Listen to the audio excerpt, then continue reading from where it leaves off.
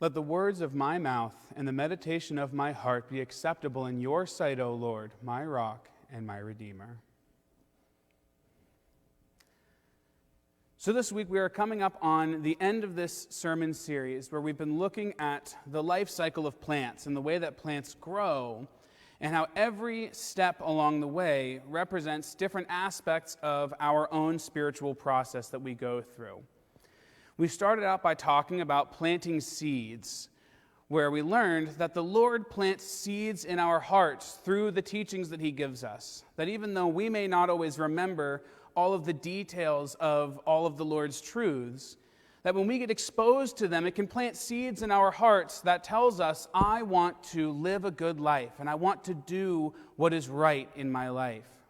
And then we moved from there to talk about tending the plant and caring for it. And we learned how our life experiences, particularly our negative life experiences, can actually act as like fertilizer to this plant to help those seeds that the Lord has sown grow in us and help that desire to do what is right grow in our hearts. And then we got to the part of the process where the plants sprout out leaves. And we learned that leaves represent divine truths. This is where we say that we want to learn what the Lord has to teach us. And his truths can show us the pathway that we can walk down that will lead towards heavenly life.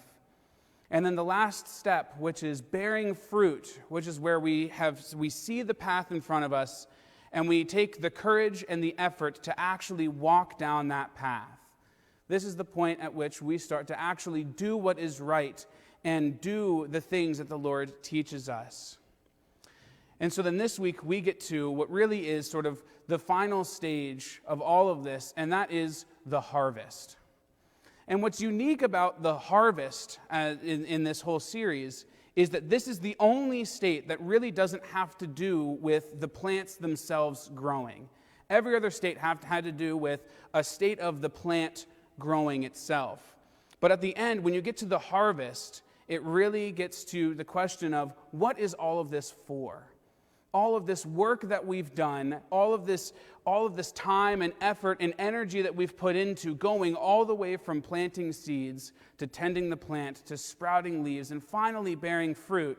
The question now becomes, what are we going to do with this fruit? And who was this all for? And so to begin, I'd like to share a passage from the Word from the book of Deuteronomy. And what's happening in this passage is the children of Israel are getting ready to go into the promised land. And so as they prepare to go in there, Moses is going back over the law with all of them. He's reminding them of all of the things the Lord has taught them about how they are supposed to live once they get into the promised land. And we think about the fact that they have been living in the wilderness for 40 years, eating nothing but manna. And Moses gives this law about the harvest and what they are supposed to do with their harvest. So let's listen. This is from Deuteronomy chapter 24. When you reap your harvest in your field and forget a sheaf in the field, you shall not go back to get it. It shall be for the sojourner, the fatherless, and the widow, that the Lord your God may bless you in all the work of your hands. When you beat your olive trees, you shall not go over them again. It shall be for the sojourner, the fatherless, and the widow. When you gather the grapes of your vineyard, you shall not strip it afterward. It shall be for the sojourner, the fatherless, and the widow. You shall remember that you were a slave in the land of Egypt. Therefore, I command you to do this. What a powerful statement. Because again, think about the state that the children of Israel had been in. They'd been living in the wilderness for 40 years. They had been surviving off of manna, which the Lord provided for them, but was kind of bland food. It wasn't very good. They didn't enjoy it very much. And after 40 years of dealing with all of this and this difficult lifestyle, they are about to go into a land that is flowing with milk and honey. And the message that Moses is giving them is when you go into this land and you plant your crops and they grow up and you finally get to reap the harvest, reap the fruits of your labor, remember that it isn't just for you. That to take the extras that you have, to leave them out there for the sojourner and for the fatherless and for the widow. So what does this mean for us in our lives? What does this mean for us? That when we get to this state of finally getting to the harvest, that it's not just for ourselves. Well, let's think about it. This whole process that we've talked about throughout this entire sermon series is a lot of work. It takes a lot of time and energy and intention to go from the Lord planting seeds in our hearts to us tending those plants, learning the Lord's truths, and putting in the effort to actually walk in the ways that the Lord is showing us. But why do we do this? What is our motivation throughout all of this? Well, think about it. When you plant a garden, when anyone who gardens in here will know, if you plant a garden, really the reason you're doing it is probably because you want the fresh food that comes from it. You want the vegetables and the fruit, so you plant it and you go through all this work. But one of my favorite things of growing up in a household that had a big garden was when you finally get to the time of the year that the food comes in, it's great. You get all of this fresh food, but there's so much that we could never eat all of it. You know, like we like tomatoes, but we're not going to eat them every single day, and yet these plants keep providing tomatoes. So a lot of people who garden take that extra, and it provides an opportunity to help other people. Well, when we go through this work on a spiritual basis, really, most of the time, we're doing it for ourselves. That when the Lord plants these seeds in our hearts that says, I want to be a good person, I want to live a good life, it's because we want to live that happier life. We want the joy and the peace that will come from this. And so we put in the work. We do the work of repentance. We identify the areas where we need to grow, and we go through with it. And this whole time, what motivates us is the way that our life is going to be better. And that goes all the way through from the start of this process all the way down to the end when we are finally doing what is right, when we are bearing fruit. We finally start to be able to reap the harvest of all of our labors. We get the benefits of all of the hard work that we have done. But what the harvest actually represents in the Word, we're told in the writings, and this is a kind of a technical phrase, but we're going to break it apart. It says that the harvest represents a state of truth that comes from good. Now, what does that mean? When I teach my middle schoolers, I always remind them that when you see the word good, you need to think of the word action. That good means action. It's the good things that we do. So what does it mean that the harvest represents the truth that comes from good?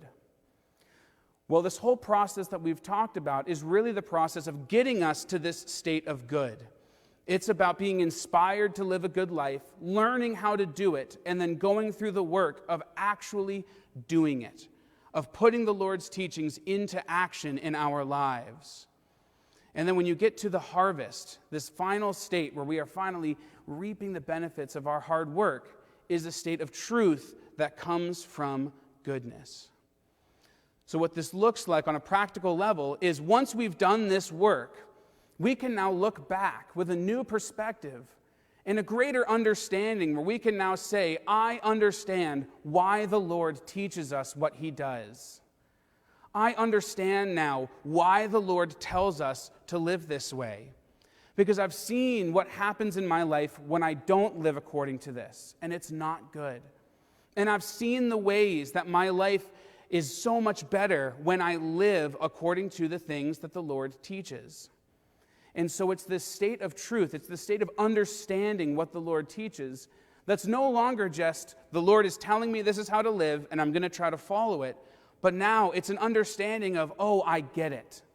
My experiences have shown me why this is the way we're supposed to live, and I can now show how this has helped me in my life.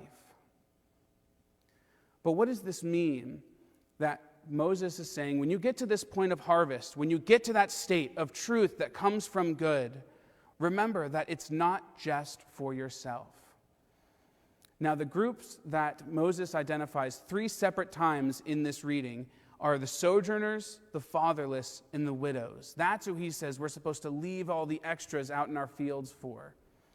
But what do those groups represent? And for this, I'd like to turn to the teachings of the New Church and share a passage from the book Arcana Celestia, which talks about the meaning of these 3 different groups. From what has been said, it may also be known what is meant in the internal sense of the word by orphans or the fatherless. They represent people who are in a state of innocence and charity. In other words, it represents people who want to know and do what is good, but are not able to. This is especially the case for people who are outside the church, whom the Lord takes care of and in the other life adopts as his children. And because this is what orphans and the fatherless represent, therefore, when these are mentioned in the word, in many passages they are grouped with sojourners and widows. This is because sojourners represent people who are being instructed in goods and truths, and widows represent people who are in a state of good and not so much truth, and those who are in a state of truth and not so much in good, and yet the desire to be in a state of both. So what this passage is saying is that these 3 groups represent people who want to know and do what is right. They want to understand the way that they're supposed to live, and they want to be able to do it. And the reason there's these 3 different groups is because there's a few different ways that this can look like.